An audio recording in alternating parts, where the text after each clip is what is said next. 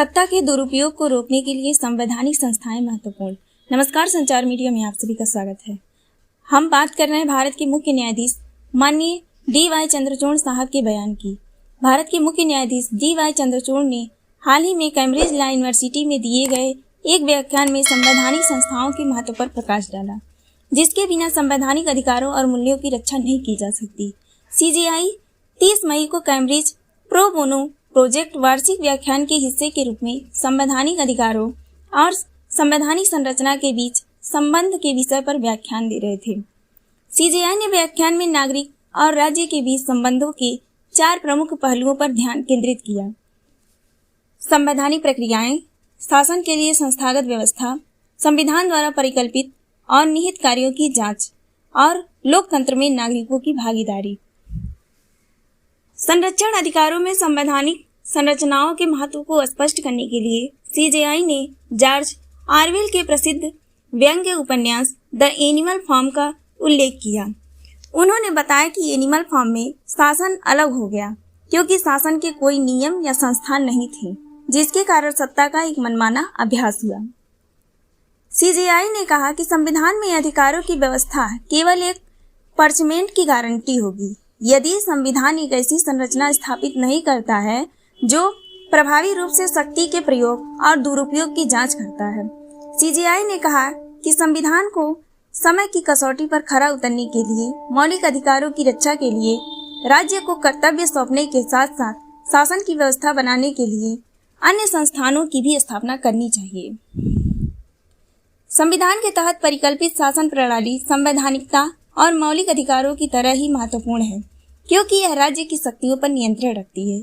उन्होंने कहा कि अधिकारों के ढांचे का विस्तार महत्वहीन होगा यदि संविधान शासन के एक कमजोर रूप को निर्धारित करता है, जो यह सुनिश्चित नहीं करता कि राज्य अपनी शक्ति का उचित या समान रूप से प्रयोग करता है, या न्यायपालिका संविधान में चुप्पी और व्याख्यात्मक अंतराल की व्यवस्था इस तरीके से करती है जो शासन प्रणाली को कमजोर करे। मॉन्टेस्क्यू द्वारा प्रतिपादित शक्तियों के पृथक्करण के सिद्धांत पर विस्तार से बताते हुए CJI ने कहा कि प्रत्येक संस्थान का अर्थ अन्य संस्थानों के द्वारा शक्ति के प्रयोग पर एक जांच के रूप में है। उन्होंने इस बात पर भी प्रकाश डाला कि संविधान स्थानीय स्वशासन संस्थानों, राज्यों और संघ से लेकर शासन के विकेंद्रीकृत मॉडल की परिकल्पना करता है।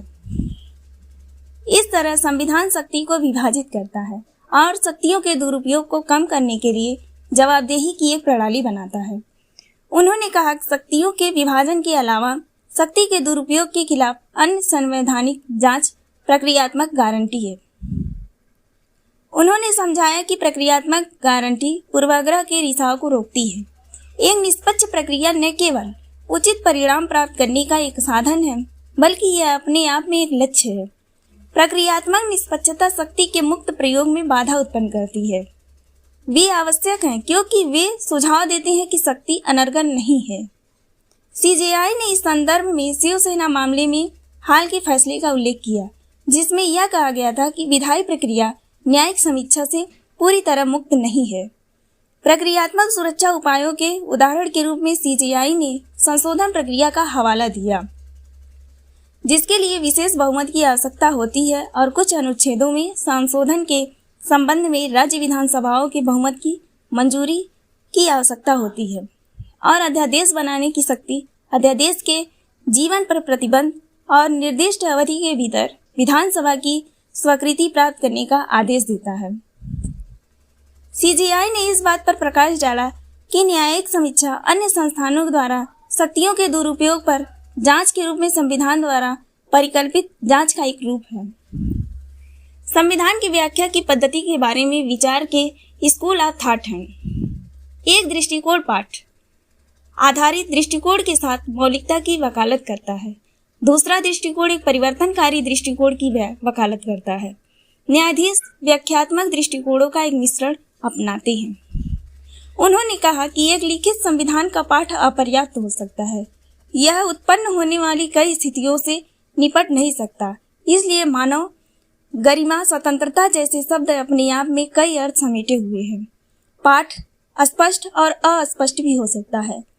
प्रारंभिक वर्षों में भारतीय न्यायालयों ने लिखित पाठ को व्याख्या के अंतिम आधार के रूप में देखा। धीरे धीरे न्यायालयों ने वादी पाठ से दूर जाना शुरू कर दिया और एक एकल पाठ्य प्रावधान को देखने की बजाय न्यायालयों ने संविधान के सभी हिस्सों को गहन और अधिक समग्र अर्थ प्राप्त करने के लिए देखना शुरू कर दिया, जो संवैधानिक मूल्यों को आगे बढ़ा सकता है। सत्ता के संरचनात्मक व्यवस्थाओं के संबंध में संवैधानिक चुप्पी को संविधान के मूल्यों के आधार पर समझना होगा। न्यायालय एक ऐसी व्याख्या अपनाएंगे जो संविधान के मूल्यों को प्रतिबिंबित करेगी और आगे बढ़ाएगी। सीजेआई ने इस संदर्भ में रस्सी के रूपक का भी इस्तेमाल किया। एक रस्सी में अलग अलग तार होंगे और एक ही धागा अलग होने पर भी वही नहीं रहेगा। रस्सी को बनाने वाली रस्सी के कई धागों के समान कई मूल्य संविधान का निर्माण करते हैं। जरूरी नहीं है कि वे एक ही दिशा में खींचे जाते हों, वे कई बार अलग अलग दिशाओं में खींचते हैं, लेकिन इससे उस रस्सी की ताकत बढ़ जाती है जो संविधान का ताना बाना बनाती है। सीजेआई ने यह भी वकालत की कि लोकतंत्र में नागरिकों की अधिक भागीदारी होनी चाहिए।